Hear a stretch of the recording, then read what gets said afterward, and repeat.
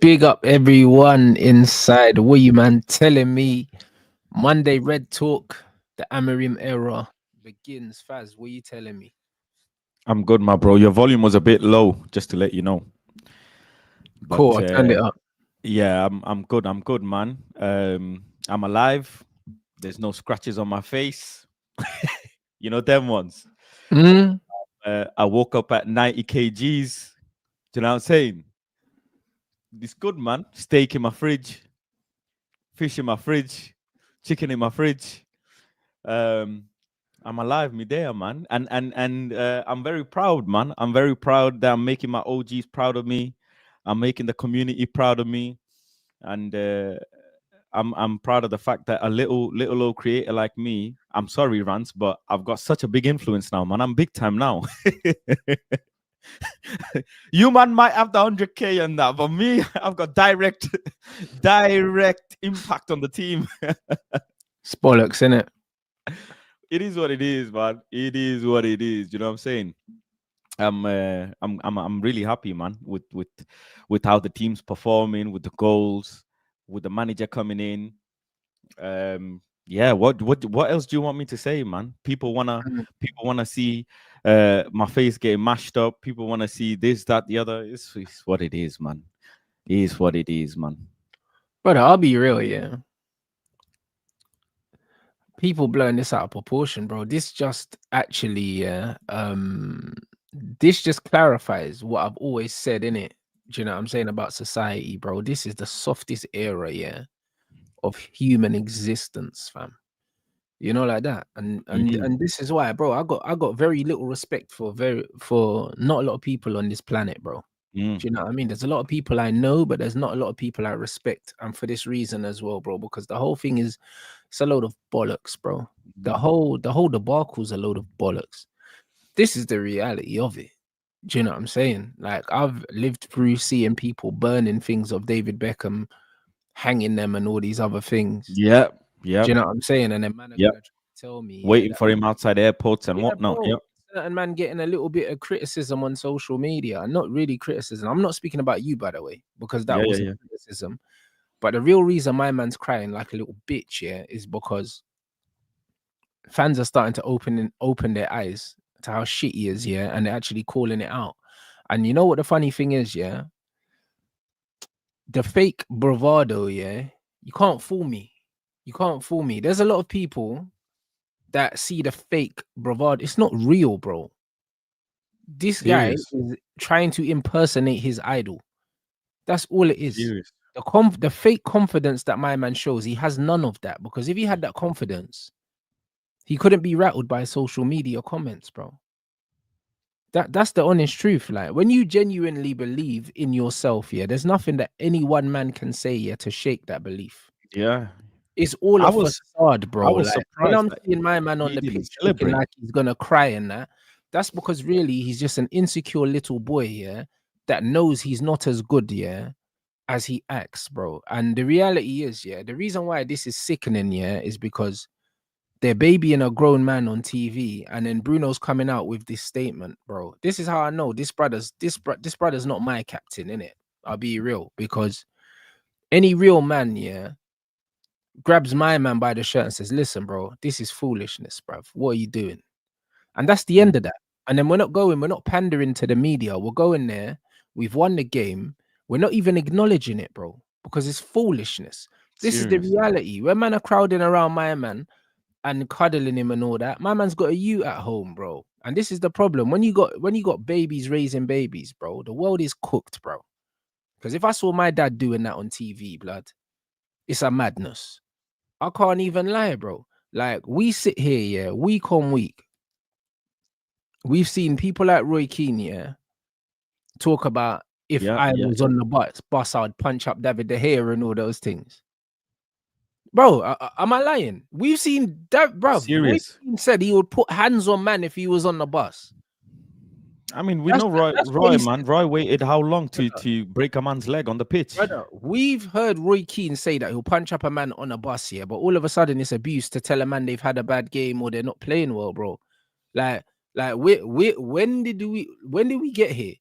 Did you know what I'm saying? And the thing is, the Yeah. truth is, yeah, I see on the Man United Instagram, he's been getting cooked by fans for the last couple weeks, bro. People are trying to deflect and make it about you, Faz, but the reality is it's not about you. The reality is, yeah, this brother lives on social media because he's so insecure. He reads every single comment about himself on social media. And United posted something, and I saw him getting flamed in the comments, and I couldn't believe it. Bare fans saying, right, shit, sell him, da da da, boom, boom, boom, like just bare abuse, bro. That's what I saw. And this is why Bruno came out and he said he feels like the fans have turned on him because, bro, a big section of the fan base online have turned on him. That's the honest truth. Like, do you know what I'm saying? They're trying to Serious. scapegoat you, but it's no one comment because I got a much bigger fucking audience than you, bruv. And I've been telling man these shit for ages. And it hasn't done this. Do you understand what I'm saying? It's Yeah. because I was in the minority when I said it. And now I'm not in the minority anymore. People are seeing through him.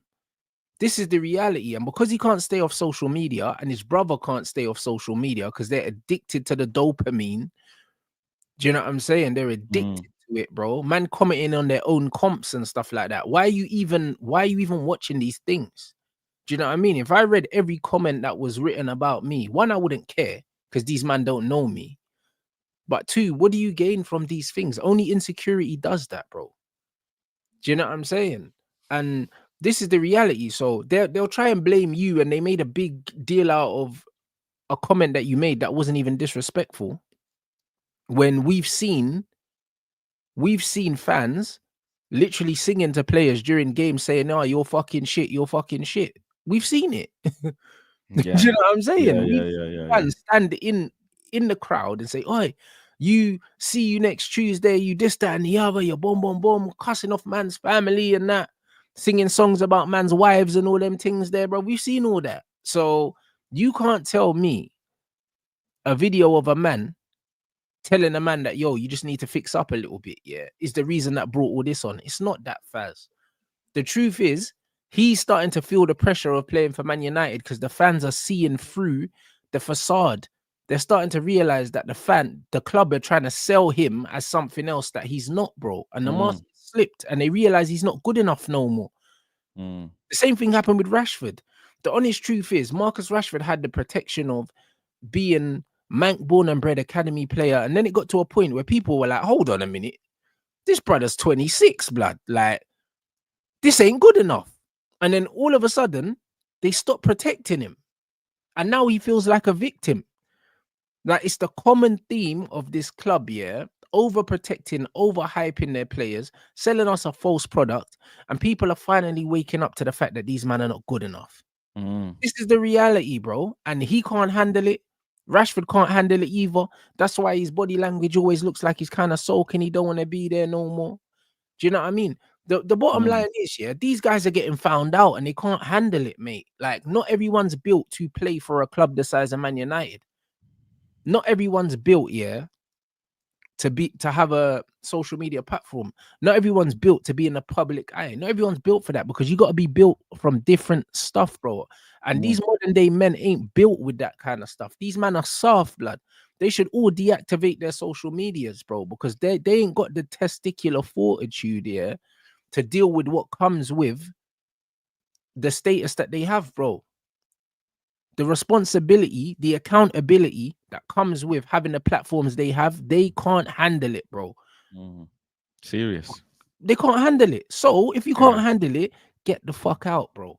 You can't take the heat. Stay the fuck out the kitchen. Deactivate your social media, bro. That's the only thing you can do. Deactivate the social media, cancel out all the noise, go to work, and then go home. This is what you need to do because the bottom line is you're not built for this. You're not built for this, bro. It ain't These easy, man, innit? these man are softer than baby shit, blood. All of them. Do you know what I'm saying? I'm I seeing don't understand, Zirkzee and yeah. Ahmad and these man cuddling him like, it's all right, bro. Bruno's like, oh, why didn't you celebrate? He feels like people don't trust him. Yeah, because he's shit. Bro, his cameo was one of the worst cameos I've ever seen. Just because he scored, that don't change the fact that he was stinking the place up, bro. This brother was tripping over the ball, falling on his face. It was one of the worst cameos I've ever seen. And that goal is not going to twang me into believing that anything changed, bro. Yeah, it was an awful cameo. Like this is what it is. I don't know. Yeah, I don't. All of that aside, I just don't understand why the lad won't celebrate. That's the maddest Bro, thing. he's not celebrating That because is the he maddest knows. thing. You No, scored he's a not really nice celebrating. goal as well. You know, even It me, doesn't matter. I was It just like, doesn't what? matter. He's not built for this level, bro. This is the honest truth. Because the thing is, yeah, if he was built to be at an elite club, yeah, he wraps it top bins, yeah, stands in front of the crowd and he puffs out his chest and he does that. He can't do that because he's not built for this, bro. This Mm, is the reality. This is the reality. None of these man ain't really built for this. I'll be real. None of them are not built. They're not built for this, bro. They're it's not mad, innit? built for this, Faz, bro. And this is what it is, bro. It's a modern society issue, bro. These guys are getting coddled, bro. These are grown men with kids at home, millionaires, bro, and they're crying, or someone said something mean to me. So what, bruv? So what? You know them ones there, like people say shit to me all the time that I don't like. Boo hoo. And the people that I've never met, people that I'll never meet. And guess what? I don't give a shit. This is the reality. There's nothing a man can say to me that I don't know that can't move me, bro, because it's only words, bro. Words only have power if you allow them to have power, bro. The reason Serious, why he's so triggered is because he knows it's true. If a man said to serious. me, "Oh, Rants, you're shit. You're not good at what you do," I'll be like, "All right, cool. All right, cool." Because I don't believe it. It can't affect me. Do you know what I'm saying? Like, bro, man could tell me I'm shit. It don't affect me, bro. When a man are telling you you're shit and you're playing shit, that's the reason why you're in your feelings, because it's true, blood. Only stuff with an element of truth can hurt you, bro. This is the reality. This is the reality. What do you So want me to? What else do you want me to say? you don't need to say anything, my brother. I'm literally sitting back right You now. don't need to say nothing, bro. The one thing I would say is I'm glad, yeah, people stop atting me, yeah, when this guy has good games, because one, they don't happen often enough, yeah. And two, it's like you're the new Garnacho guy. So now at least they I mean they left me alone now. Do you know what I'm saying? And this is what it is. I'm gonna be real. They've left me alone now, which is great, innit? Because I know my thumbnail's triple platinum in these streets, blood. You know, like that. He held the smoke. I won the battle. Do you know what I'm saying? And now You've you're the passed it new. on. You passed Yeah, the flame passed on on to the me. torch to you, bro. You're the guy now. Do you know what I'm saying? And it just is what it is, bro. Know what I'm saying? I'm on to pastures new, blood. I've got Bellingham to deal with. I've got Mbappe to deal with. You can deal with the small fry. Do you know what I mean? I'm taking down the elites now, bro. I got the Real Madrid players in the crosshairs, bro. So now you can Oh deal with my the days. case of that Granada, you know what I mean? The Granada fraud, blood, because that's where he's heading next. Do you know what I mean? So the game is the game, bro. All I can I'm say, yeah, I'm I'm is that, interested to see how Ruben comes in, yeah, and what yeah, he does with this new information, all of yeah, this new stuff, and how he goes and uses some of these players in his system, because um mm, oil and water don't mix in it. Do you know what I'm saying? mm, The cream always rises to the top, and a lot of players in Man United have got their way and lasted this long somehow, bro. And if we're actually going into a proper footballing structure with proper coach, yeah, we're gonna go in a direction where the real ballers are gonna come in and just replace these other guys that are not gonna last, whoever that may be. mm. Whoever that may be, and that's what I'm looking forward to. Do you know what I'm saying? We can all get bogged down with, oh, this, that, the other, blah blah blah, but it just shows what you said, the fickleness and the hypocrisy within the fan base, innit? Because there were man saying Pogba deserves the criticism he gets, which absolutely is baffling.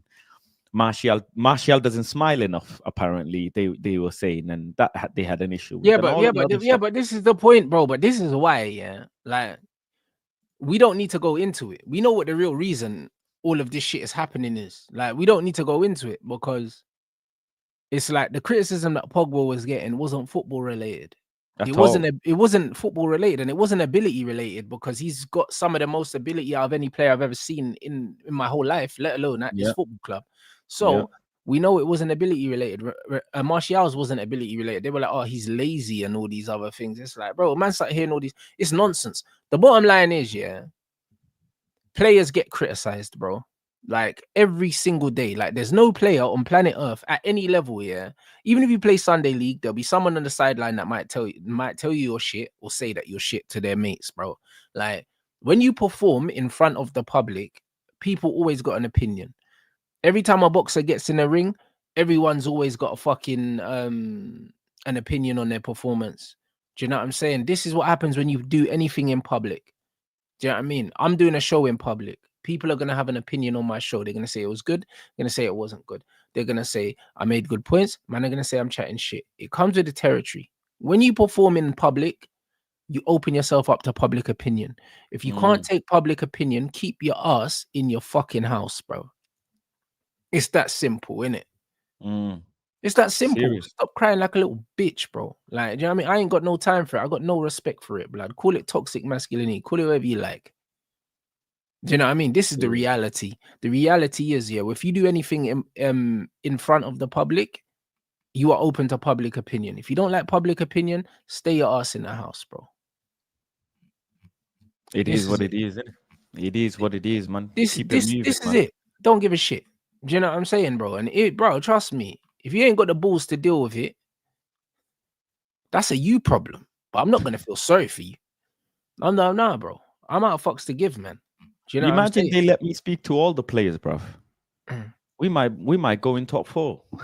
We might win the Europa League. Listen, bruv, Faz, none of this was about you. These man are fucking soft, blood.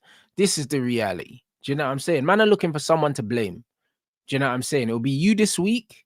It'll be someone else next week, bro. That's why I'm glad that the managers come in, because you know what? Now we can shift the lens to somewhere else, and we can talk about Amorim, and everyone can get carried away with the new manager, bro. Because I told you, it will blow over, mate. Do you know what I'm saying? The bottom line is he's a crybaby. He's not good enough to be at the club, and the fact that we've got a great manager coming in, it will prove that he's not good enough, bro. Because this will be the manager to get rid of him. So it's fine. Especially with the system that we're gonna play, he don't fit. So you know the maddest thing is, yeah, I've had some ex-professionals DM me, saying, "Oh, your message could have been positive." I've not entertained anyone, you know, that I don't know or that I wouldn't respect on this thing, yeah. And even them, I've caught them out in what they're saying is, eventually they got to the point is, oh wait, is the right message, wrong messenger. So I said, why are you concentrating on the messenger, not the message? Yeah, but but Faz, it's always that. I've been the wrong messenger my whole life. Don't care. You know the ones there, like, bro, listen, if I articulate something in a nice way, yeah, it doesn't change the message. Do you know what I mean? People are more, it's a very feminine thing, yeah, worrying about the tone of the message and how it was said instead of what was actually said. Do you know what I'm saying? I'm surprised that men are doing this, but again, this is the most feminine generation of men, bro. This is the reality, because men don't care about how things are said. They care about what is said, bro. That we're supposed to be detail orientated. We're supposed to care about what is the fucking point of this, bro. It's a very female thing to say, oh, you know what? I didn't like how you said that. This is why I don't argue with women, because they're more worried about how you said what you said instead of what you said, bro. So man's dealing with a bunch of females with dicks, bro. I ain't got no time for this. I ain't got no time with this. Do you know what I'm saying? Them man are policing how you said what you said instead of what you said. You didn't say nothing wrong. And this is the point. This is the point. So I don't really care about these, man. And the maddest thing is, it's like they're acting like we lost, bro. I'm not even seeing people celebrate the win. I'm actually gassed about 3 goals against Leicester and 3 freaking proper goals as well. Do you know what I'm saying? Some good goals in there, some good team shape, some good passing. There was some good football played by us, man. And people are now concentrating on something else other than the actual things. And that tells you everything you need to know, really, innit? People would have said, oh, yeah, this guy proved him wrong. Right. Anyways, but we won the game and look at the goals and whatever. That's what's mad. Yeah. That is what is mad. I hear it. Yeah, I don't know. Bro, listen, I enjoyed that game, you know. I enjoyed that I game. lie? Not because it was a good game of football. Do you know what I'm saying? Like, not because, yeah, it was a good football match, because it wasn't. But you know what it was? When I watched that Man United game, I never ever felt for 1 minute like we were in danger. I know they had a Yeah. 1v1, yeah, but other than that, bro, like even when that 1v1 happened, bro, like I never felt in danger, bro. I was relaxed, bro. Like I just felt so calm watching the team play, because we played with an air of control, yeah, and predictability that we haven't had for a while. Normally, when you watch Man United, you're not really sure what they're gonna do. Like, and even when we go ahead, we know that it just takes conceding one goal and the wheels are gonna fall off. Do you know what I'm saying? Like we just played it was a very assured performance, a very composed performance, and that Casemiro and Ugarte double pivot is the reason for it. It's this the sole reason for it. Obviously, De Ligt and Mazraoui help as well. People are overlooking De Ligt and Mazraoui, and they shouldn't.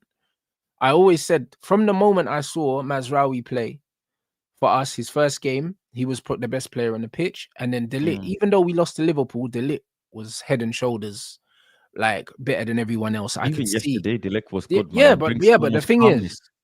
a lot of football fans, yeah, don't know how to judge a footballer's performance in isolation. They don't know. Everything's tied to if the team played well or not. I can watch the team play badly and still see a good performance from a player. The same way I saw a good goal yesterday from Garnacho, but the performance was awful. Bruno took his goal very well as well, but Bruno didn't perform as well as Ugarte and Casemiro. He didn't. Bruno was in and out the game. He was still doing foolishness, but he was involved in some decisive things. But his performance was not of the level of Ugarte and Casemiro's, who got no GA yesterday. But they provided a real composure, discipline, and just that dog in the midfield that we haven't had. Do you know what I'm saying? And Ugarte was good yesterday, man. he was I think, quality yesterday. On the ball, he's awful, like to watch. But if you just no, ignore but that, even on the ball, those certain times he's getting out of tight positions. bro, He had a bro, comfortable game, man. he Come had on. a good game. Like if you take away what it looks like when he's playing, because he looks like he's kind of all like herky jerky and that. But bro, Yeah. like he can play in it for what we need him for. He can play. Like he's never gonna be a player, yeah, in like a team that wants to play silky possession football. But you know what? That's okay, innit? As long as we use him correctly, he won't be a problem. The problem is when you try and get players like Ugarte to play football. So because Amorim's used him before, he won't use him. Do you know what I'm saying? He won't use him to do that. Do you know what I'm saying? Man said Casemiro said what did Cass say? Man said Cass said what Rants was saying during the watch along. Apparently there's some Casemiro quotes. Saeed mentioned them, but I haven't seen them. But I want to talk about this because my guy Zirkzee came on, Yeah, this is your time to big up your guy, innit? and was irresistible, bruv. You know, like that. And the thing is, yeah, it's all right because me and Danny are gonna have a conversation about this on camera because he owes me an apology because he was wrong. Already? He was wrong, bro. No, but it's no, bro. Let me tell you why he was wrong. Because he said, yeah, that the pace of the Premier League was the issue. Man was talking about his inability to bring the ball under control and all of this nonsense that doesn't exist. He also spoke about the lack of touches that he gets in the game and he can't get into the game, yeah? When the reality is Rasmus Højlund's had less than 20 touches in his last 2 games since we've had the show. One of them was in the Europa League.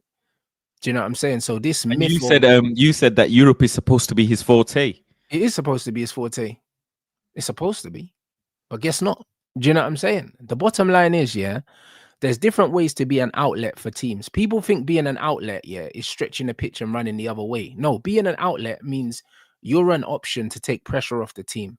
Yeah. De Ligt said he gave us so much space to breathe and made it easier for us. You know why? Because when they're looking for an out ball, he's there in these little pockets and he wants the ball. No, what does Rasmus do? He runs away from everyone that has the ball because he always wants it that way. So you can take the pressure off your team by making an angle, yeah, and being available for a pass, even if you're under pressure. Rasmus only wants the ball to feet if he's in space. The Zirkzee will ask for the ball in feet, even if he's got players around him. And guess what? Or when Zirkzee is Sometimes, back, or yeah, when Rasmus is backing up to someone, yeah, and he can just literally put his studs on the ball and then pass it and then run. But even that is difficult for him because centre backs are bodying him, really and truly. You yeah. know. And this is the problem. The problem is the difference is with Zirkzee. There was a time where he received the ball in our like in the middle third, and he kind of dropped his shoulder, went past my man, and then carried the ball. He's willing to receive the ball even if he's under pressure. And guess what? What that means is sometimes you will get tackled, sometimes you will lose the ball, but that's the risk you take from asking for the ball, even when it's maybe not safe. Do you know what I'm saying? So yeah, he takes risks to try and turn on the ball, but that's what you want from your players. Imagine being in a football match and players only want the ball when it's perfect, bro. Like, what is that? Nah, bro. What is that? So all this stuff about Zirkzee and he can't control the ball, myth. He pinged a wicked crossfield pass into Ahmad, yeah. Received the ball, opened it, sprayed it, bro. Rasmus ain't never doing that, bro. Rasmus can't chat to this brother. Not in a million years, brother. You can't chat to him, blood. T-Mobile, blood. Do you know what I mean? 5-day pass, you can't chat to Rasmus, blood. Man talking about. Man said Casemiro, I've got a good connection with him. When one goes forward, the other one covers and vice versa. This is how it has to be. One complements each other. I think the other games have been like this. Exactly what I said. Spot on. It's obvious. Good old back in the day football. Back in the day, Keane and Scholes. One goes, one stays. Yeah. Keane wasn't a sitting player. Sometimes Keane would break into the box. Scholes stayed. You don't need to coach that, bro. Sometimes Scholes would go forward, Keane would stay. Yeah, and Keane would stay. Do you know what I mean? Keane was a box to box. Scholes was a box to box. None of them were DMs, bro. When man understand football, yeah, man, one goes, one stays. Man said everyone can see, can't they? I only had the Liverpool game. The whole team was not good in that game or the season. I think it's been a good season for me, and it has been a good season for him. It's been he's been the most consistent player. But he been Out of everyone. scapegoated. But he got scapegoated in the Liverpool game. And you know what the beauty of the Liverpool game is? When he got swapped with Kobbie Mainoo got caught on the ball and we conceded as well. So it was proof that Cass was never the problem. But nobody has actually held their hands up and said, you know what, Casemiro wasn't the problem. Casemiro is our best player. It's not even disputable. Like, you can't dispute it. Best midfielder, maybe, but best player. He's our best player, period. Do you know what I'm saying? He's our best player, period, bro.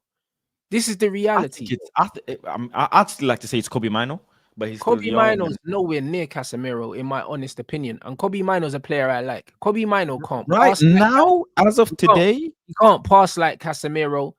He can't head the ball like Casemiro. He can't shoot like Casemiro. Like, we have to keep it a buck. Look at Cass's range of passing, his tackling, his shooting, his aerial threat, his reading of the game. Kobbie Mainoo's reading of the game is of a 19-year-old, bro.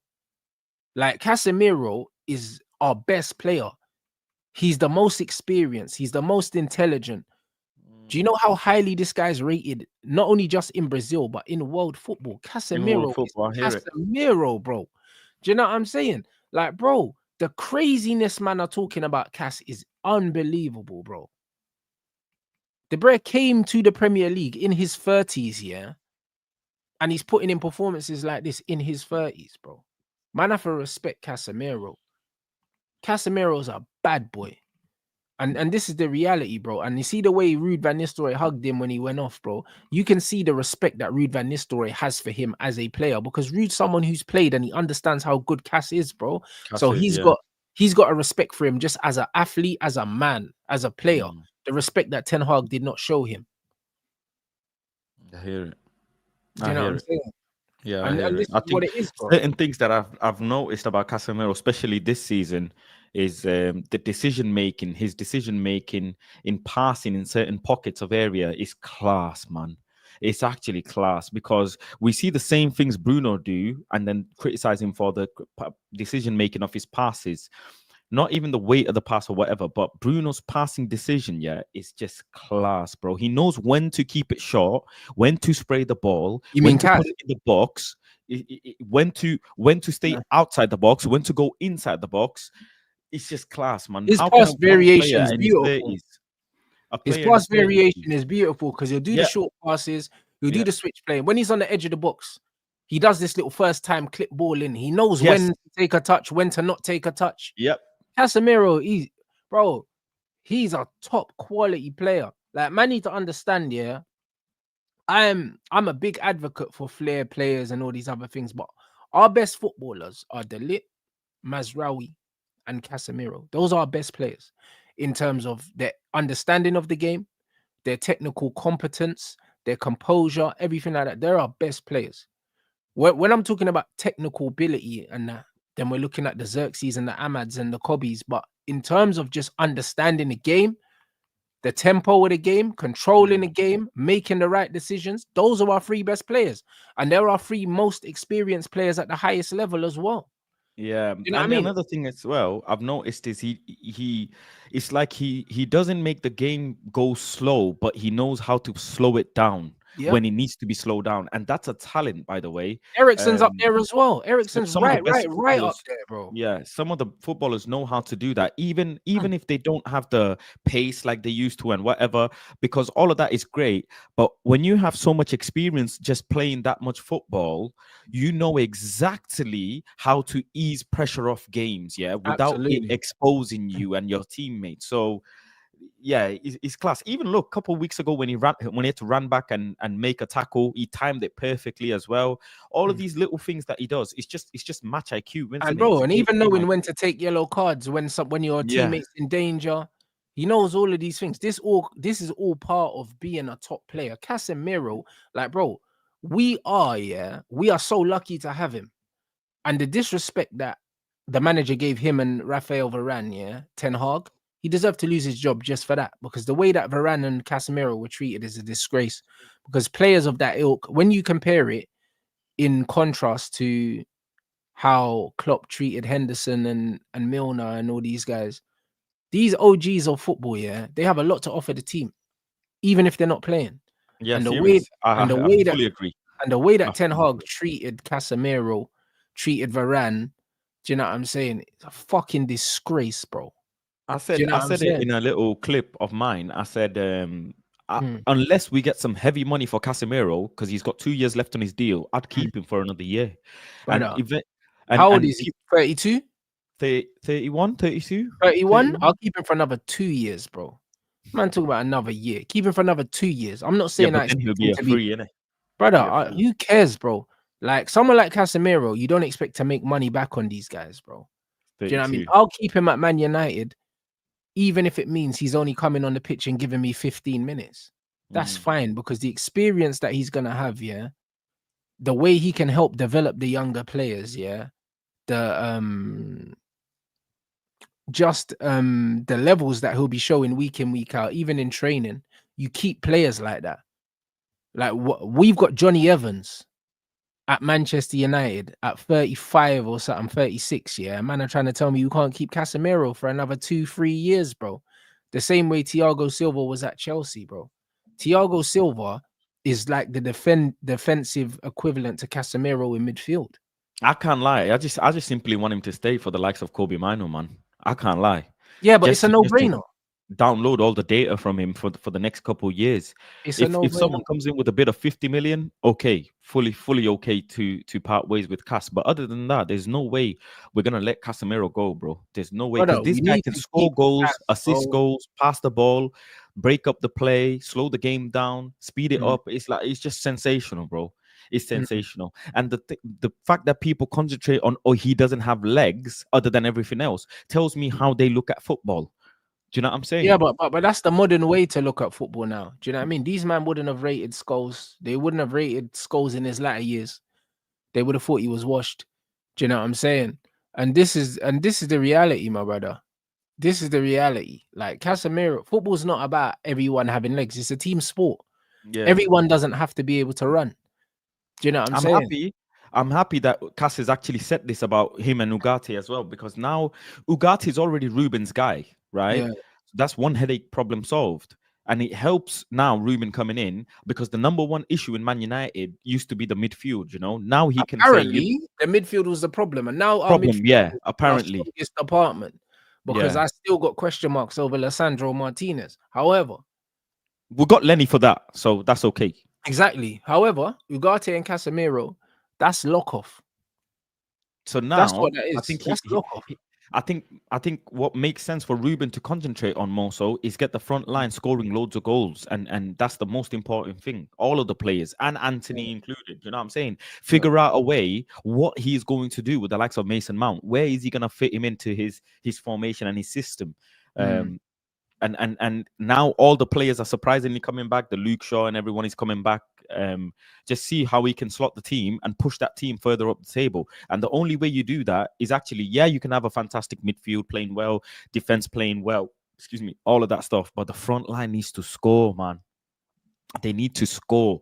The ball Mm. needs to hit the back of the net with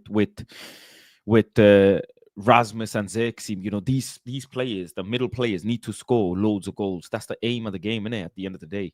Yeah. And someone said in the chat that I lost them with Mason Mount. But the thing is, I want Ruben to make something off Mason Mount just so we can sell him, bro. Yeah. That because like Mason Mount has played zero football, bro, like barely any football.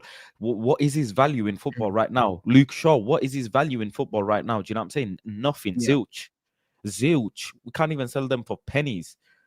And Ruben's got a headache on his shoulders because he's gonna have to figure out all of these players that are parting ways. You know, Maguire, Evans, Luke, Mount, Anthony. You know, these players that we need to deal with. What are we gonna do? We No, but can't you know sell what it is. Mason Mount for 5 mil, bro. He's not played No, but zero. He's played you know what zero it is minutes. with these football fans, yeah.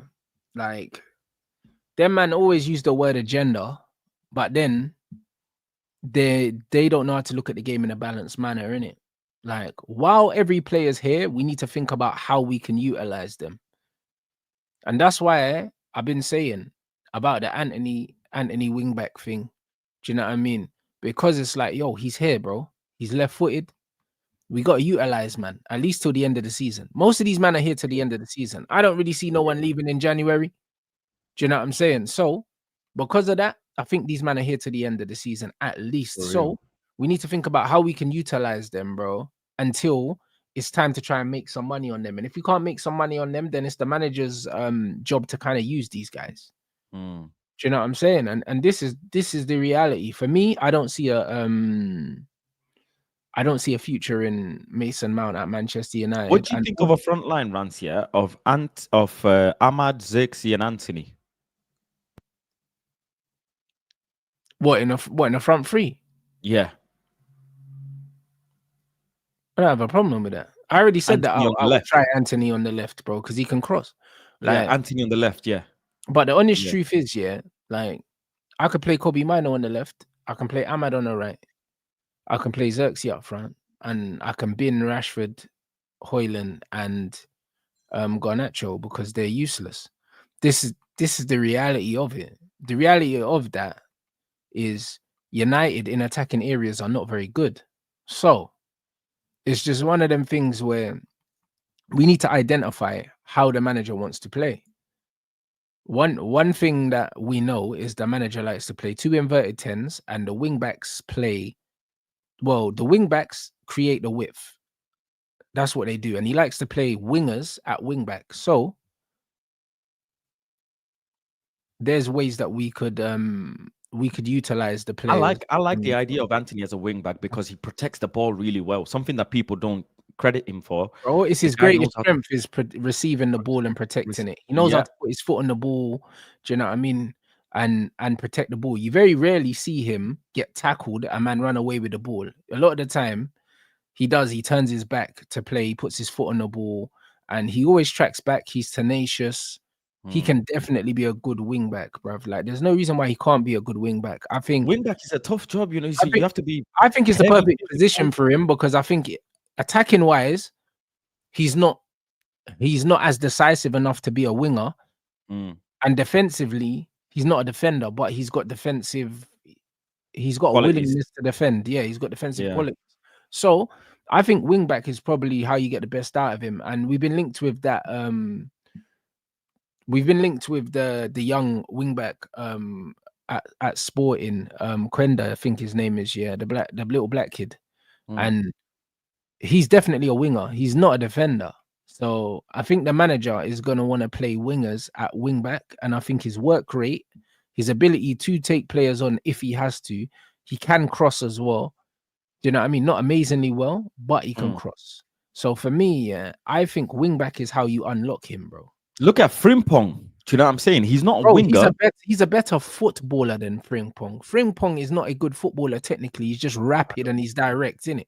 I I don't hear really. what you're saying in terms of tech, but yeah, he is rapid and he's defensively, He's just he's rapid and direct, bro. Do you know what I'm saying? Like but that's the same thing we can get out Frimpong of looks Anthony. like if you played Raheem Sterling at wing back here, it would be Frimpong, bro. And Raheem Sterling's technically better than Frimpong for me. Frimpong is so dead. I can't lie, bruv. Like I You don't don't rate. like him at all. Nah, I don't rate him. I'm the opposite. I don't mind him. I think I he's think poor as a I think he's wing a good back. footballer. Cool, but the problem is, yeah, I've seen him play right wing for the Netherlands, innit? And as a right winger, he's shit, bruv. Do you know what I mean? So as a right wing back, maybe he's better. Do you know what I'm saying? But I've seen him play right wing. He's not a winger, innit? No, as a winger, no, but as a wing back, he's solid. So Utilizing the right system, he's solid. That's for my me, opinion. yeah, like being a wing back, I think that's the only place that Garnacho gets into our team is as a wing back because he's not good enough on the ball Yeah, to play in the but central area. it's physically tasking. Yeah, but bro, he runs up and down. That's his only strength. Yeah, but to maintain that level of physicality as well when you're running back and defending, bro, it's not easy, you know. As a wing back, bro, it's tough. In transitions and stuff, it's tough. Going chasing back to your goal, yeah, in a Yeah, counter attack, but it it's depends. tough, bro. It depends on how well your team keeps the ball in it. Like Yeah, people mistake Amorim, like they think that he's super direct, bro. Nah, bro. Like they've got one of the highest possession average possession rates in Europe, bro. They do like to keep the ball. They do like to keep the ball. So I think that some days we're gonna keep the ball very well. Some days we're gonna against like the better teams, we're gonna be a bit more compact and we're gonna play on the counter. I think he's going to adapt to his opponent, and that's probably the thing that I like the most about this manager is that he's not on this Postacoglu like one way to hell. Even though I love the way Ange plays, innit? My brother hates it. Do you know what I'm saying? However, I like the fact that he can be slightly more cautious against certain other teams. Do you know what I'm saying? And it's just one of them things, man. I have a good feeling about this manager. I like his temperament. I like the way he speaks. I like how definitive he is when he speaks. Like when they asked him about Ruud van Nistelrooy, he said, "Listen, I'll speak to Ruud tomorrow," and he basically said, "Listen, when he knows, you'll know." You know what I'm saying? And he basically said, "Listen, I don't mince my words in it, so you'll know either way what's going on." Like he's not fucking around, bro. Like he's not one of them guys that's gonna tiptoe around it. If Ruud's not staying, he'll tell Ruud he's not staying, and he'll tell us Ruud's not staying, and that will be it. Do you know what I'm saying? But I think Ruud's angling to stay. But if I was him, I wouldn't keep Ruud. at I all. wouldn't keep Ruud. I wouldn't keep him at all. The reason why is because we know that Ruud has ambitions to have his job. So keeping Ruud in any capacity is that still leaves a bridge to the old regime. I don't want a man that works with the other man. To me, I It's don't want. almost like you want a fresh backroom staff as well, because apparently the players have found a way that they're connected to Ruud and they find a connection with him and the way he talks and stuff. You don't want any of that. You just want a disciplinarian coming in and a whole new system and a whole new people basically to come in and straighten up these players. So I hear that as well, to be fair. And he's brought his Would whole I be upset? Would I be upset if Ruud stayed for another year? No, I wouldn't. I wouldn't in be the long term, I understand what you're saying in terms of ambitions. His ambition is to become a first team, coach and manager. So I hear that, and to be fair, he deserves that anyways, because he was a first team manager at PSV. He done well for himself, so he should go and be a first team manager and build on his career. Has he done enough and in football the to Roma become jobs manager just become available also. Sorry, what did you say? The Roma jobs just become available. So, bro, Ruud they sacked the manager after 50 odd days, innit? Yeah, well then, Ruud can go there. Do you know what I'm saying? Yeah, I mean, Ruud can go there because the way I see it is, I'm super happy. Yeah, I'm super happy that Ruud left undefeated because revisionism is a thing, and I'm happy that the United fans, the guys that cried at the stadium and that, do you know what I'm saying? You see, I'm happy that they got their moment. I'm happy that they got their moment, because my thing is, yeah, I understand how revisionism works. They might are going to turn around and say, Ruud done so well, we should have given him more time. The honest Yeah. truth was, all Ruud did, yeah, was revert back to what Ten Hag done in his first season, which was 4-2-3-1, double pivot, Casemiro and Eriksen, instead Casemiro and Ugarte. The exact same thing. That's all he did. Like, yeah, I mean, and he stopped that 4-2-4 stupid press that Ten Hag was doing, and he just sat in the mid block, which is exactly what Ten Hag done in his first season. In his first season, we had the lowest average defensive line in the whole league, and we just went back to playing that way. That's all we did. He just literally said, you know what, reset factory settings. Do you know what I mean? That's all he did. He didn't coach anything. Do you know what I'm saying? Like, he didn't coach anything. All he done was set these men up in a way that they knew how to play and they were comfortable playing, and just told them to go out there and enjoy And I'm themselves. And they happy won with that, again. you know. As I'm much happy as I with was that as upset. well, but that's not taking us nowhere, Faz. Yeah, but what he can't take us anywhere. Anyways, he's only had 4 games in charge. So if that's his, you know, gonna add to his CV of 4 games unbeaten in Man United, then so be it. At the start, I was like, rah, he's not even putting Ahmad, he's not changing anything. But then I sat back and realized, wait, what is he gonna? He's not building anything here. He's not got a guaranteed job for the future. Right. He's just here to see out 4 games. You know what I'm saying? As a substitute teacher kind of thing, just interim, and Ruben's gonna do it. If the job was guaranteed for him, then it's a different conversation. But it isn't. Right. So, do you know what I'm saying? I'm very happy with that 4 games, and in the 4 games we've scored a shit ton of goals and been able to see a shit ton of goals as well. So yeah, Yeah. And that's it. So I'm happy. I'm also happy, and Ineos deserve credit, yeah, because Ruud van Nistelrooy even said that from the beginning they told him that he was only going to take over for a short time. They let him know that there was no chance of him getting a job. Could just be 2 games, could be 4 games. So he was under no illusion that it wasn't long term. So, bro, it shows that there's a very clear, concise communication by the hierarchy. They didn't lead him on. They didn't mess him about. They let him know exactly what they were doing. And it's beautiful.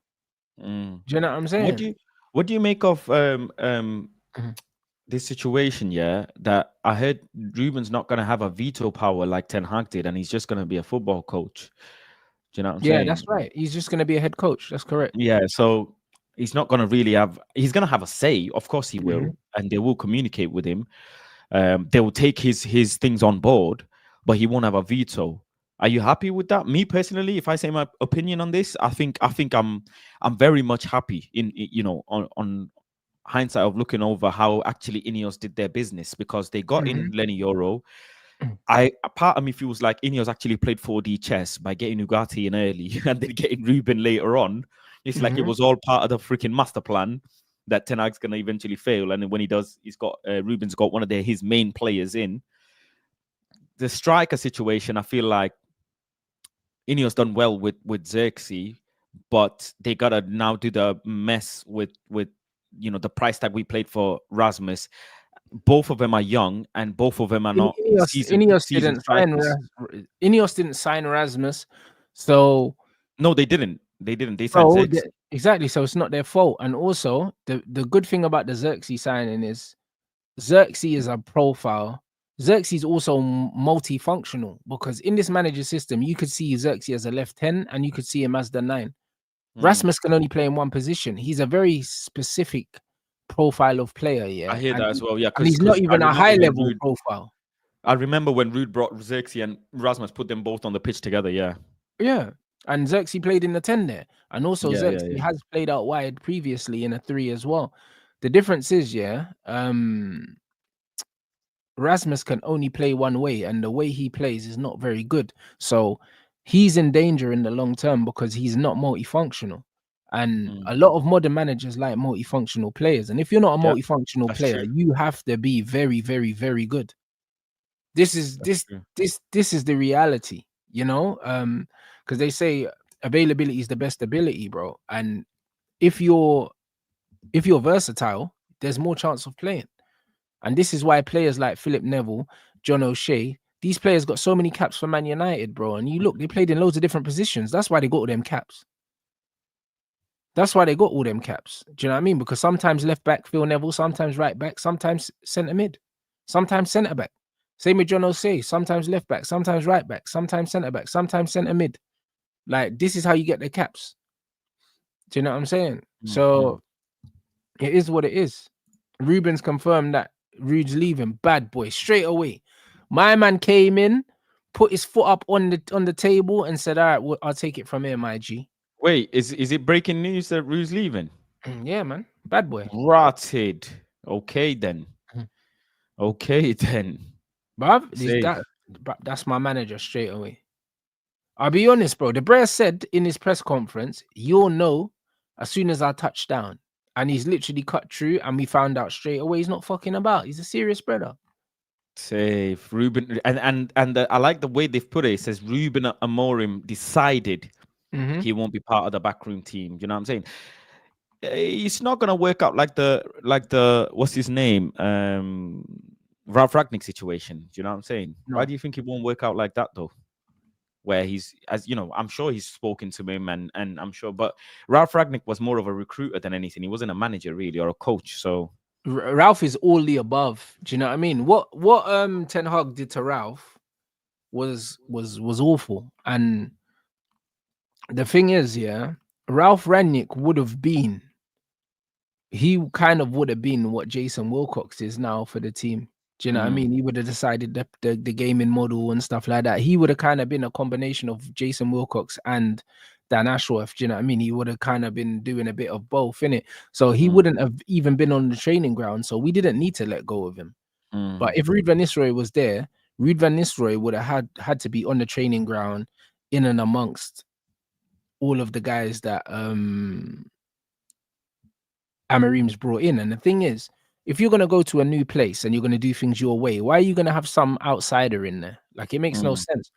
I always said, like I put in the group chat today, Ruben knows, yeah, that win, lose or draw, the buck stops with him. So because of that, he 100% has to do things his way. Having Ruud van Nistelrooy there, it's a sentiment thing, bro. That's not doing things your way, because Ruud van Nistelrooy. You're very much against ex-players being part of coaching staff and that. You are, aren't you?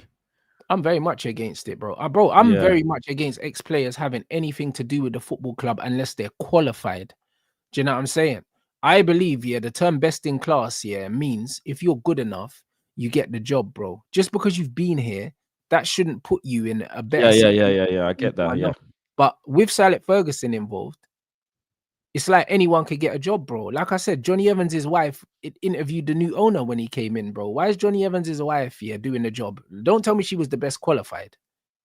Do you know what I'm saying? She couldn't have been the best qualified, because I'm sure there's loads of people with way more experience than her. Do you know what I'm saying? And then Johnny Evans so happens to come back. And then we've got a goalkeeper that never plays, that we're paying money, bro, that came through our academy. He never plays. Why is he here? Why is Tom Heaton at Man United, bro? He doesn't play, bruv. But it's because he came through the academy. Johnny Evans is still a valuable member of the squad, but don't get it twisted. If he didn't play for us, he wouldn't be there. Do you know what I'm saying? Like, this is the reality. Phil Jones as well. Like, wow, he hasn't had a great career fitness-wise. All right, cool, but we'll just give him a job anyway. Darren Fletcher, we'll just create a job for Darren Fletcher. No, how about we don't? Do you know what I'm saying? So Darren Fletcher can leave also. Do you think Ineos are gonna be as ruthless here? Because they have been very ruthless with the likes of cutting out Sir Alex Ferguson's pay. Do you know what I'm saying? And still and his ambassador role. That's ruthless in itself. Yeah, they've been ruthless with Eric eventually, right? Yep. They're ruthless with this new contract system with Ruben, where he doesn't have veto power, right? They're withholding a lot of things. But I don't think it's ruthless. I just think that they're moving into the 21st century. Most clubs actually, we're just outdated. They're just modernizing the way. Modernizing it, right? They are. Right. If you use those principles, do you think they would be as modernized or as ruthless in some terms with letting go and parting ways with some of the players that will be very uncomfortable with the fan base and the likes of Bruno? Because, you know, let's be deadly honest, conversation needs to be had. They are the ones that gave him that deal extension. Do you know what I'm Yes. saying? That renegotiation, not a new deal, just a new renegotiation. Yeah. Yeah. Are they gonna go back and then say this summer Mm. we're gonna actually upgrade on Bruno? You know, the left wing position, some of the wingers, strikers, because midfield, in my opinion, is jam packed right now. You know, we got to replace some players by default. Ericsson, Maguire, Luke Shaw. We got to replace these by default. So they will have to do that. But the other players, are they going to be ruthless enough? Or are they going to penny pinch? I think that's up to the manager. And I think that the manager is going to be ruthless because from what I've heard, he's a ruthless brother. You know them In ones terms of there, what, like, though? brother, Why would even when he went into Sporting, bro, like when he went into Sporting, there were players there, like ex-Prem players. Yannick was there, a few other people were at Sporting Lisbon, bro, and he sent them all packing, bro. And he preferred to work with the younger players from the academy, and he got rid of a lot of the guys that were on the big wages and had the big names because they didn't fit into what he wanted to do.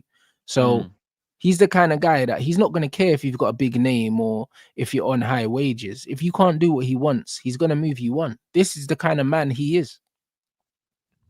Do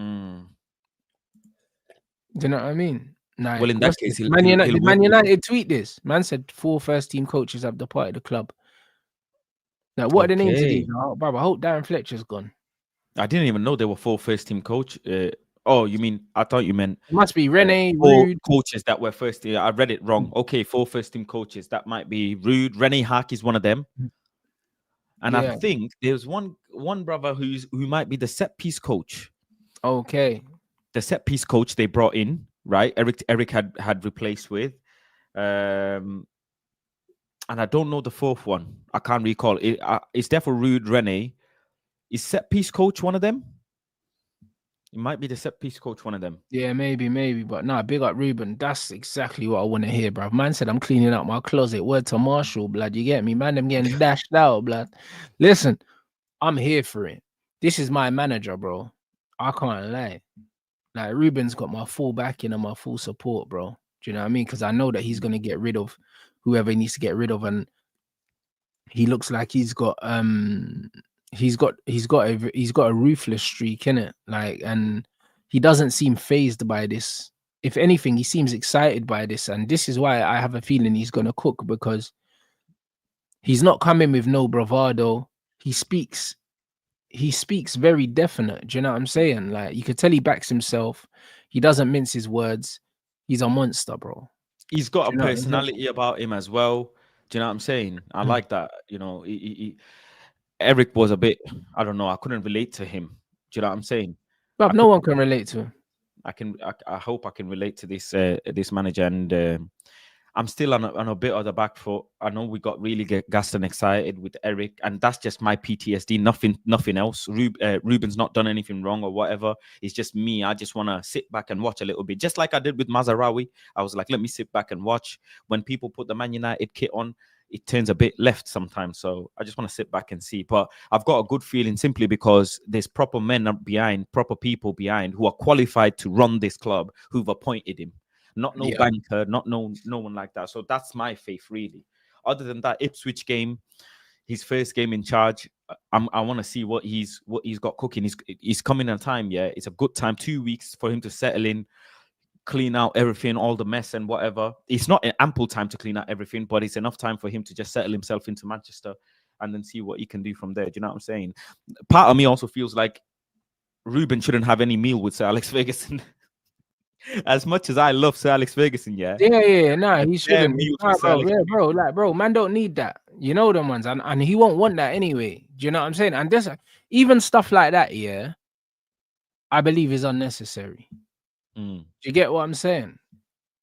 It's unnecessary, bro. I don't need to be anointed by the previous coaches of this club, bro. I'm coming in to do a job. You know them ones there. Imagine, imagine, you got a new gal, and then an ex-man is coming and, do you know what I mean, shaking your hand and saying, oh yeah, treat her good, like, do you know what I mean? It's like, bruv, what are you doing, bruv? Facts. Yeah. That's a good I'll be like, brother, what? Do you know what I'm saying? Brother, you had your time in it. Like, move on, bro. Like, move away from me, blood. Do you know, I don't need your blessing, fam. You know what I'm saying? I don't need your blessing. I don't need your advice. I know what I'm here to do, blood. You know, like that. And Yeah. this is what it is, bro. Like, if people actually understand how stupid it is having my man around, having that much influence, is crazy. Do you know what I mean? Oh, do you want me to give you some advice about how to treat your girl, blood? Nah, it's all right, bro. You done your thing in it and move away now. I don't need your advice. I don't need it. You know, like that. When you're your own man, the worst thing you need, yeah, is next man trying to tell you anything, bro. I'll be real. And this is the reality of it, bro. The only man, yeah, that can chat to you about your gal is her dad, blood. That's it. You know them ones that's it. No one else. And this is the reality. Man ain't even trying to. Silent Ferguson ain't Man United's dad, blood. The club was around before him. So I don't want to hear nothing from man. This is the reality. Do you know what I'm saying? You done your thing. You built your legacy. You made your memories. Now I want to make mine, innit? Don't need to talk to you. And this is the reality. So I would prefer that he wasn't involved at all. Let Ruben come in and do his thing. Do you know what I mean? This and this is it. Let him be him. Let him bring his coaches. He's brought his own analysts. He's brought everything. He's brought all of his own stuff, which is amazing. What do you make of this? Because we got to speak on it. This referee situation. What's my man's name? David, is it? Yeah, Coote or something like that, bro. I don't see a problem with any of it. I don't actually know what people are getting upset about. Even if he did say that Jurgen Klopp's a prick, yeah, I'm sure there's loads of referees that thought Silent Ferguson was a prick. What's the problem? The problem is the video. The problem What's is the the problem? video. What's the problem? I think let's have an open conversation about this. Yeah, first, Yeah, referees let's have it. referees are human beings, so without any shadow of doubt, they will have biases at times because they are constantly working in the Premier League, coming up against managers that they have. No, bro, they are human beings, period, bro. Every time I meet someone, I either like them or I don't like them. Don't like them, right? Do you know what I'm saying? Like, this is what it is. It doesn't affect. It's impossible for them. It doesn't affect how I do my job, but I know in my head you're a prick. Do you know what I mean? Yes, but they could have an unconscious bias. Brother, no, listen, Faz. You're not a robot. Everyone's worked for a manager they don't like. Do you know what I'm saying? But you still need to do your job. But you still have an unconscious bias when making decisions that affect them. Yeah, but as a human being, yeah, you can talk about unconscious biases, but at the same time, yeah, if you have to do your job, you're going to do your job. People are always going to have unconscious biases. Do you know what I'm saying? Like, I have conscious biases. I don't believe I have unconscious biases. I know why I have my biases. Do you know what I'm saying? I know why I have my biases. Do you know what I'm saying? I'll treat everyone the same. I will treat everyone the same. But in certain situations, yeah, if that person looks like me, I'm going to feel more. Do you know what I'm saying? That's the reality. I'm going to. That is the reality. I know that. It's not unconscious to me. It's not unconscious to me. Do you know what I'm saying? So the game is the game, bro. Like, I know if I like someone or I don't like someone. I've done business with people I don't like. Do you know what I'm saying? But if you have integrity as a human being, yeah, your biases shouldn't come into it, bro. Because if you allow your biases to come into your officiating, that means you got no integrity. You're a cheat, bruv. Because you know, yeah, that you're giving a decision because you don't like Jurgen Klopp. So then that calls into question your integrity as a man. That doesn't call into question your biases, because I can fucking hate Jurgen Klopp, yeah, and still give Liverpool a penalty if it's a penalty. Do you understand what I'm saying? So now you're calling it just doesn't look good on the PGMOL, innit? I disagree. Do you know what I'm saying? But you know how football fans are like currently with VAR, myself included. But what I'm saying is, fuck the football fans. I don't care, bruv. Jurgen Klopp's not Liverpool, and Jurgen Klopp isn't at Liverpool now. So if he says, yo, Jurgen Klopp was a prick, maybe he was, bro. That doesn't mean that the referee is biased against Liverpool. It means he don't like Jurgen Klopp. He's allowed to not like Jurgen Klopp. Do you know what I'm saying? Like, this is the reality, bro. Like, you cannot like someone and still be balanced, bro. It's called integrity. If you're questioning, yeah, the integrity, yeah, of the individual, it's down to the individual. It's down to the individual. Do you know what I mean? So it is what it is. They're saying it's an old video. It's from 2020. So why is the video coming out now then? Well, maybe then when he was refereeing or whatever he was doing, other referees as well, it just raises concern that, bro, as far as I'm referees are supposed to concerned, be appointed whilst they don't have any direct everyone's bias. everyone's gonna have biases because it's But life. like when a referee has a bad game, managers go into the changing room, the referee's changing room, and have strong words with the referee. What's that gonna do? Obviously, gonna make the ref hate you or dislike you. And the next game that referee gets you, he's gonna have some certain calls that way. But isn't that the beauty of football, really and truly? Brother, listen. The long and short of it is, yeah. If the guys come out, yeah. If the guys come out and he said, Liverpool shit, I hate Liverpool, XYZ. Just don't give him Liverpool games. That's it. That's it. Like, it's not that deep, bro. The quality of officiating is poor anyway, bruv. Do you know what I'm saying? Not supposed to be, man. He's not supposed to be refereeing games where he might have links or connections or bias towards, anyways. To be fair. Well, there you go. So if you know he doesn't like Liverpool, then you just keep him away from Liverpool. What's the problem? Yeah. Do you know what I'm saying? What is the problem? Do you know what I mean? My thing is, if that's one referee, by the way, that just opens up the conversation and acceptance that every referee is going to have this bias, because they'll have some players that they have issues with. They've had some, whatever it could be. You know, every single fan base is like, oh, I hate this referee. This referee hates us. Maybe they do. Do you know what I'm saying? It's human nature. We don't know, innit? People are just upset because the referees come out and said what we already suspected.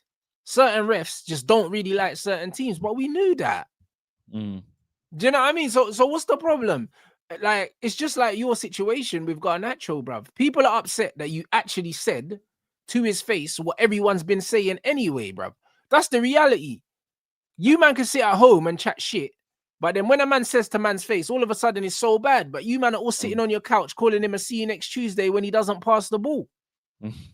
Do you know what I'm saying? That still picture of him on the wing, when Ahmad's running through and Zirkzee's running through and he doesn't pass it and he loses the ball and then Cass has to foul, man. That sequence there had man cussing him, for hours and hours and hours and hours. And then you say one thing to man's face and all of a sudden you're the boogeyman. Brother, all these referees are human beings. They supported a certain team growing up. And also they don't like certain man, bro. You know why? Because they're at work, blood. If I'm a referee and I'm at work, a man's cussing me, calling me a see you next Tuesday and all that, and he's always moaning and he's always doing this.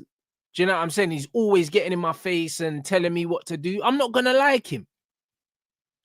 Do you know what I'm saying? Like, so I'm not gonna like him. So what? I'm not allowed to be a human being and say, yo, that guy's a prick. Of course, I'm gonna say that because that's what he is. Should I lose my job for it? Hell no.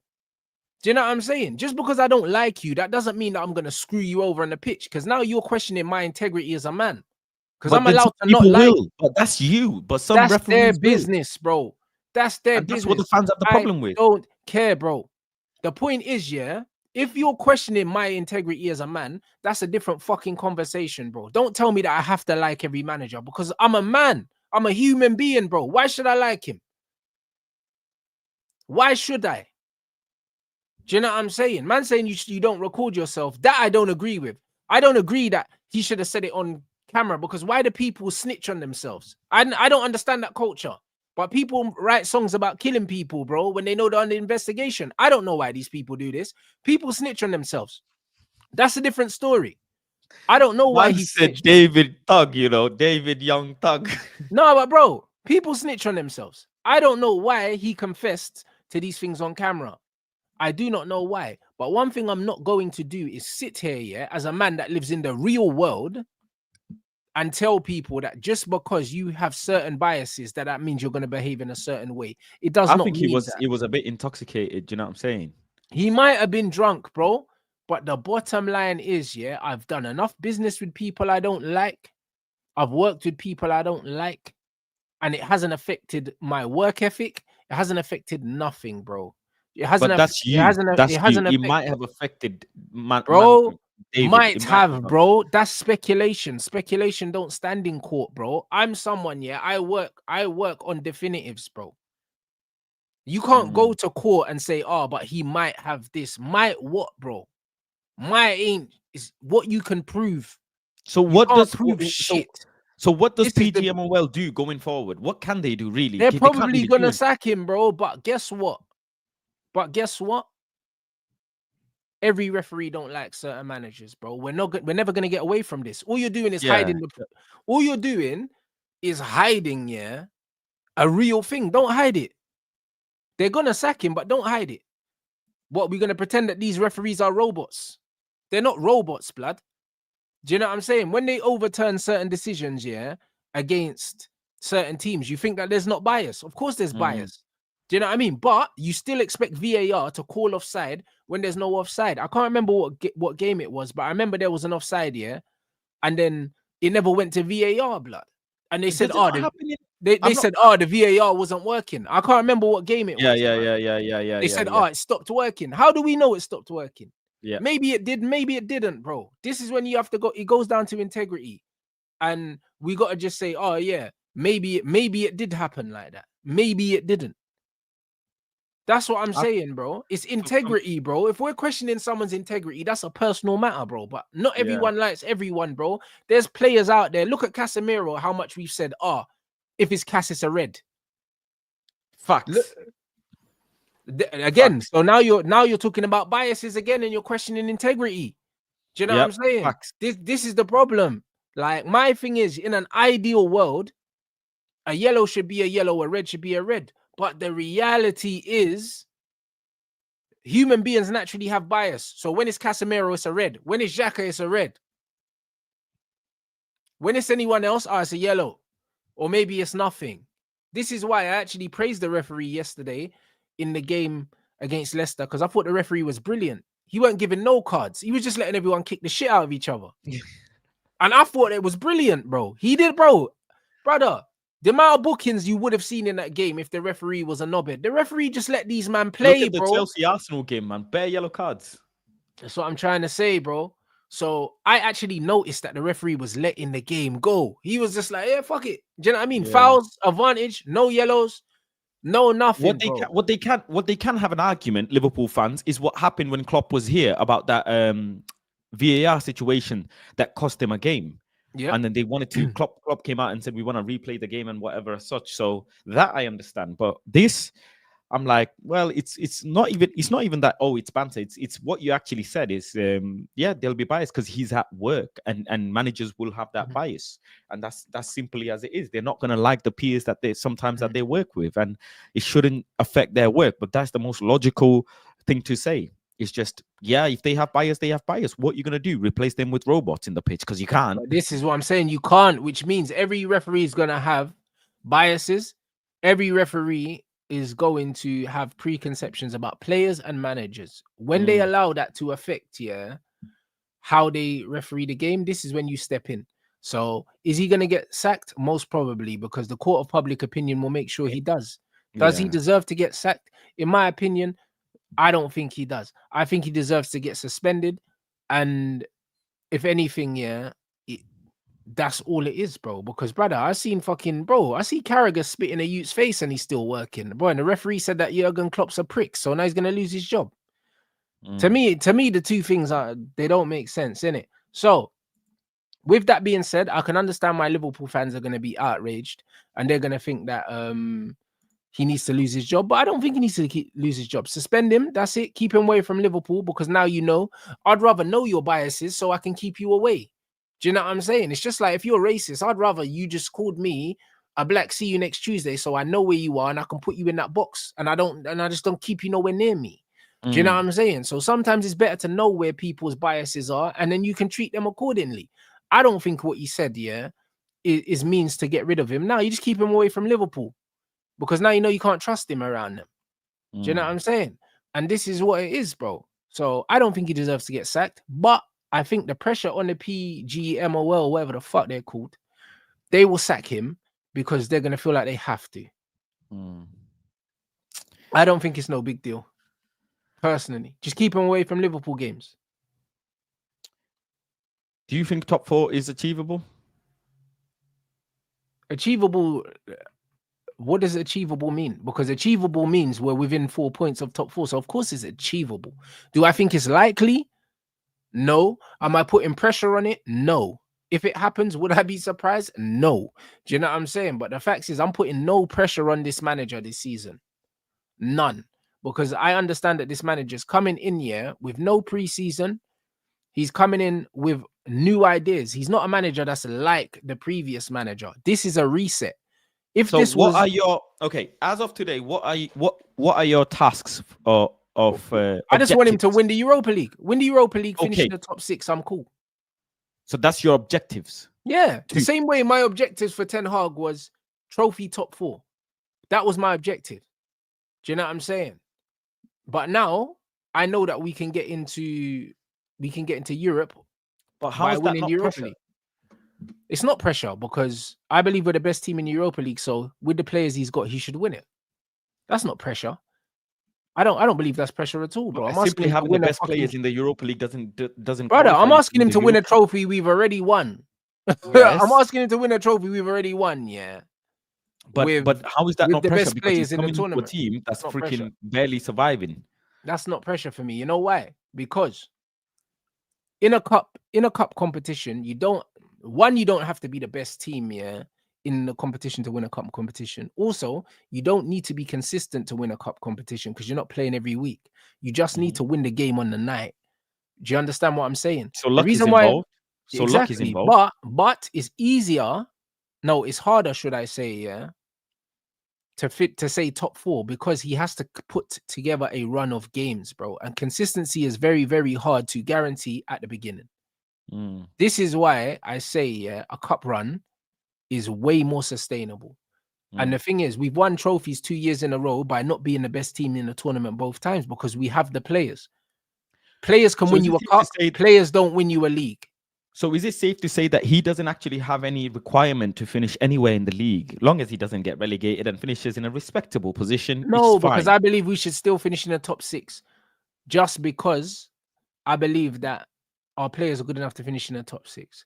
Okay, That is why. But for me, winning a trophy in his first season would be amazing, and also getting us Champions League football, and also I think if you win the Europa League, you go into the first pot. So you get a better seed as well for the following season. If we finish 4th, I believe we could end up in like pot B or pot C even maybe. Like, fuck all that. If we can get a favorable draw in the Champions League, win a trophy, and also in the Europa League, you mean? Sorry. Win the Europa League, get a favorable draw in the Champions League because of that. Win a trophy as well, yeah, and be able to attract better players all by winning one trophy. It's a no-brainer to me. It's a no-brainer. You do it that way because then you get a trophy in your first season, be able to attract better players, and you get a better draw next year as well, bro. So I think it's beautiful, bro. Like, and also you can use the league games, the League Cup games and stuff to refine the system that you're going to be coaching the players, bro, because it's not going to be easy teaching a lot of these players a new system because we've got a very low IQ squad.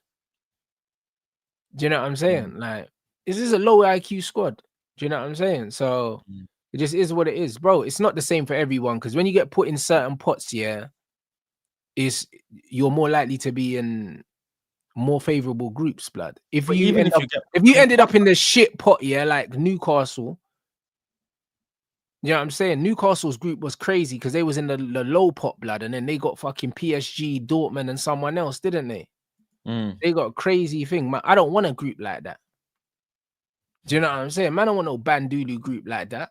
Do you know what I mean? No thanks. Man, I don't want no group of death, yeah, on the way back to the Champions League. I'm all right, mate. Yeah, they got Milan, Dortmund, and PSG. Allow it. Like, man, don't want that. Do you know what I mean? Man, want RB Salzburg and that, bro. But even then, yeah, with Champions League, no teams are right off, bro. Them teams. Oh yeah, it's a format change now. It's a new format. Up. It's a new format. It's a new format, so it don't matter. Oh, fuck it then. But either way, The easiest way you can win a trophy and get Champions League qualification with winning one trophy. So give me the Bomber Clot trophy, innit? But even with the new format, is the draw of the games. Don't forget. Oh yeah, maybe it is. I don't know the ins and outs, but the bottom line is, if I can get Champions League qualification and a trophy, yeah, at the same time, come on, it just makes too much sense. Because we're gonna, if we win the Europa League, the likelihood is, if I'm not mistaken, anyways, we're gonna play some big teams next year, bro. In the run up to knockouts, because that's how it will work. So yeah. It is what it is, man.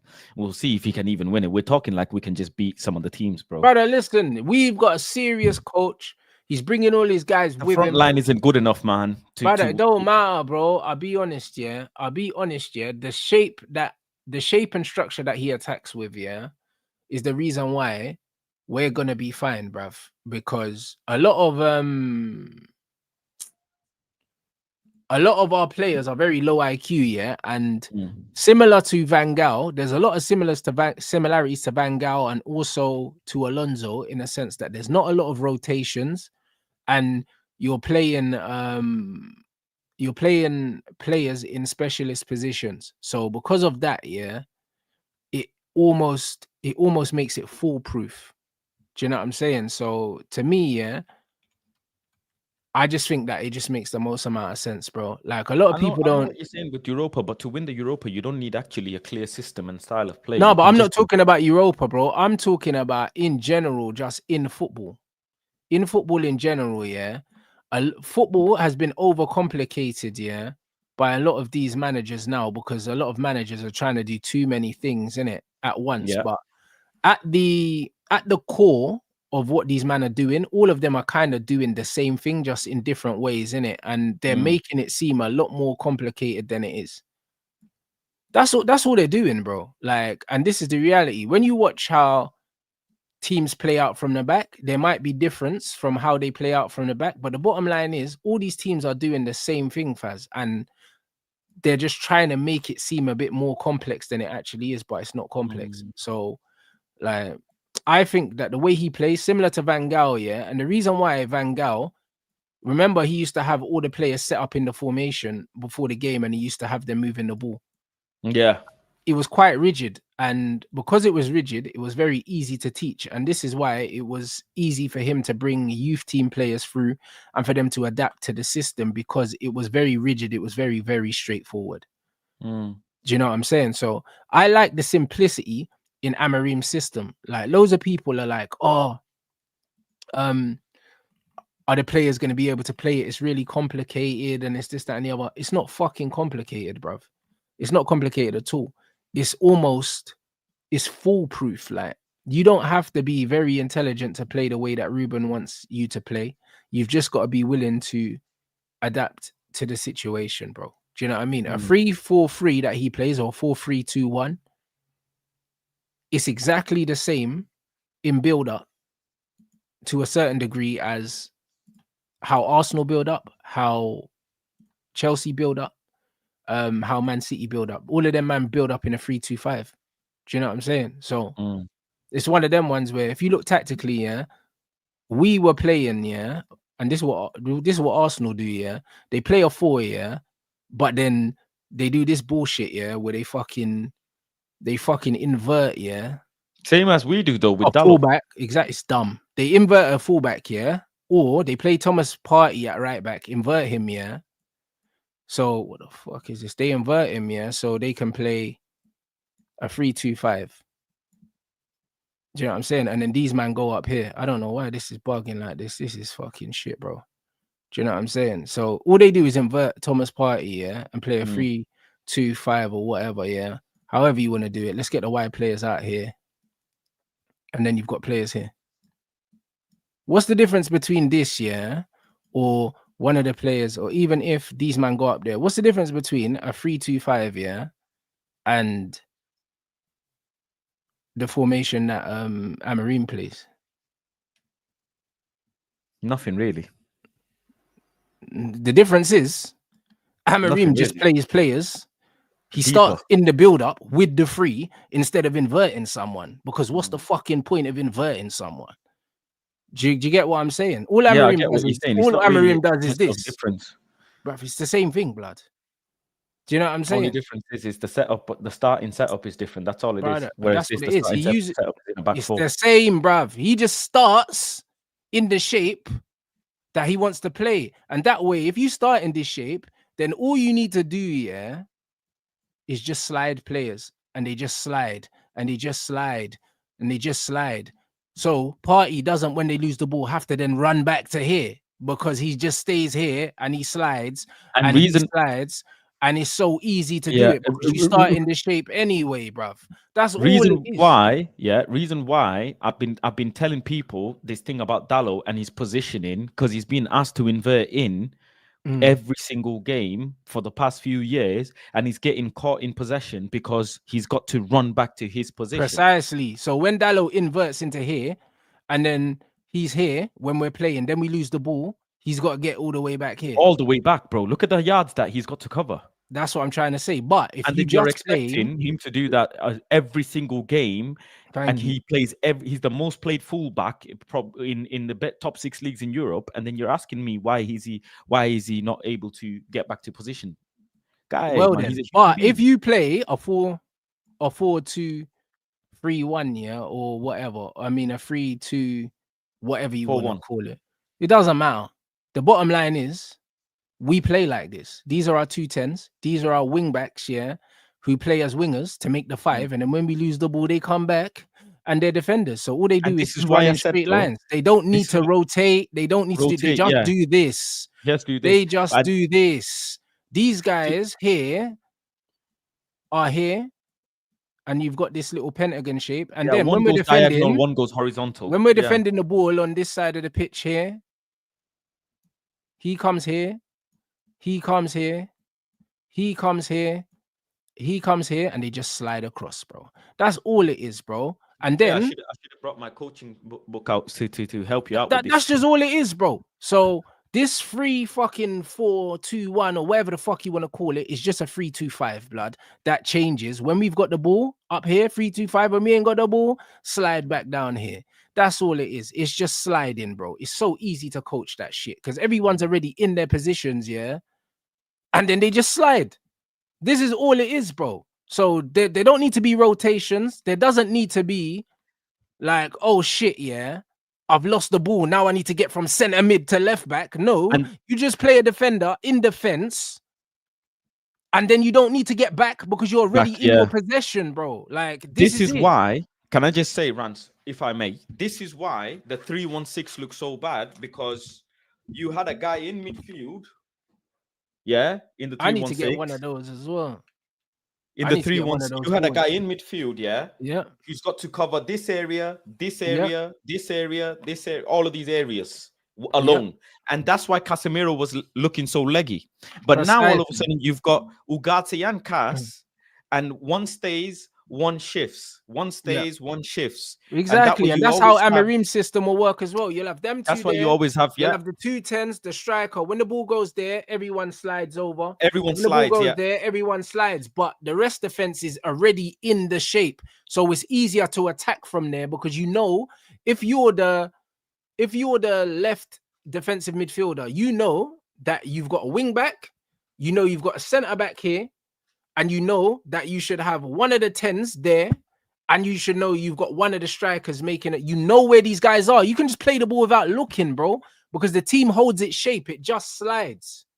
That's it. When you're doing all this, play a centre mid at right back. Why? Do you know what I mean? Now you're vulnerable in 1v1s. Do you know what I'm saying? So you play Party at right back, which is great for when he's inverting. But the problem is when this is how he's going to set up. When he loses the ball, yeah, and then someone's got him isolated in a 1v1, or when you got Zinchenko isolated in a 1v1, guess what happens? He gets cooked. You know why? Because he's not a fucking defender. So why don't you just play a defender there, bruv? Why don't you just play 3 at the back from the start and use a defender there that can defend? And this is what I'm trying to say. So it's actually way more sensible, yeah, and way easier to just play players. Even winning the ball makes it easier. This is what I used to say, 2 years ago. Oh, play 5 at the back or 3 at the back, and everybody in the chat's like, Ten Hag doesn't play this system, whatever. What you just said, if this is the opposition's half and they've got the ball, it's just the players have to just shift, and squeeze. That's That's all they it. have to do Easy, together. bro. But this is something So Man easy. United didn't do. It's just when the ball goes to their fullback on this side, it's just a little bit of shift. The players are not having to cover yards, a load of yards. Yeah, but that's the problem with Ten Hag. There's way too many rotations, Way too many in And his then build-up, bro. Way too what many. you end up having is in the old system when we played 4-2-3-1, you'd have Bruno Fernandes freaking going gung ho here, and Casemiro's left freaking here alone. Exactly. All of this space. And also, Bruno never holds his positions, and that's why he's actually a liability in any system. So Bruno's gonna have to learn, how to hold his position. Because giving Bruno a free role means, our rest defense is buggered, bro, when we lose the ball. And this is why he shouldn't have one. This is the point. So again, Amorim's system will work. It will work quickly because it's very, very, it's low IQ. You don't have to be a genius to know what to do. And even the movement that the strikers make, he's going to make them have to make specific movements. Do you know what I'm saying? So Zirkzee likes to drop deep and he likes to do whatever. The manager will tell him what he wants from him. And the same goes for Rasmus Højlund. They will tell them what kind of areas that he needs them to occupy, bro. It's a very rigid formation, bro. And which means it's very easy to teach. And this is why I don't think it's going to take us that long. However, we haven't had a coach since Van Gaal, bro. So there's going to be a lot of players.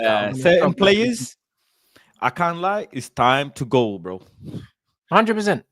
On God, man. Certain players, it's time to go, man. If you're not disciplined off the ball in your position, you're class. In a whatever system, 3 at the back system, you got to stay disciplined in your position. The moment you leave your position, you're not only costing yourself energy and time by getting back for a 90-minute period, you're gonna cost your teammate instantly. If you keep your shape and shift as a team, as a unit, you'll be fine. And I hope these players can execute that. Do you know what I'm saying? You're gonna need some competent fullbacks, man. That's the most important thing. Yeah, but I think we'll get there in the end, innit? I think that's gonna be the first window is gonna be to perfect the system. We're gonna need wing backs. We're not gonna be able to do that at the beginning, so it's gonna be a makeshift thing. But look what Conte done with Victor Moses at fullback. He won a league with Victor Moses and Alonso. So at the end of the day, sometimes you can make shift of a wing back. Do you know what I mean? We might fuck around and get a player that actually bangs out at wing back. I hear it. By accident. Do you know what I'm saying? Like, hopefully that's Anthony, bruv, because I think that Anthony can do that, bro. And trust me, if Anthony plays at wing back and he actually smokes it, I can't lie. People are gonna have to give me my flowers for that one, because that might be the best one yet. Because people have already written his eulogy at the club. So you know what I'm saying? We'll see, people, man. But big up everyone inside. We're back to back with Don now. Do you know what I mean, bro? Like, we're gonna have to have some serious conversations about Noni Madueke, bruv. Because quite frankly, he stinks. So do you know what I mean? Faz, let them know what you got coming up as well, man. If you're live after my show. I'm gonna be live now anyways, with one of my guys. So gonna be live, just chat in general. Quick catch up as well. The weight is doing well, going down strong, feeling very strong as well. Picking up boxing now, so gonna start my boxing as well. And you said 90 kg by December, so I'm already at 90 now. I just want to get past. I want to exceed that, so get to 88, 87 by December, and see what I want. So nice. Yeah, man. You know what I'm saying? Good work, my Even brother. though people were getting gassed about the biryani and that, I've been calculating, man. I got my Whoop. Do you know what I'm saying? To calculate everything. I got my MyFitnessPal calculating everything. Do you know what I'm saying? It's important. We need to get Saeed on this now. Saeed is the next hit list, man. I need bro, to get you're Saeed. in Manny, bro. Like, he's right next to you, bro. You need to pattern that, bro. Yeah, man. So it's all good, man. It's all good. All happy and cushy, man. We move, man. So yeah, man. Break. Come on, G. That's it. So Yeah, big up everyone. Do you know what I mean? We're redirecting back to back with Don. Do you know what I'm saying? And yeah, man, I'll see you guys in a second, bruv. Big up.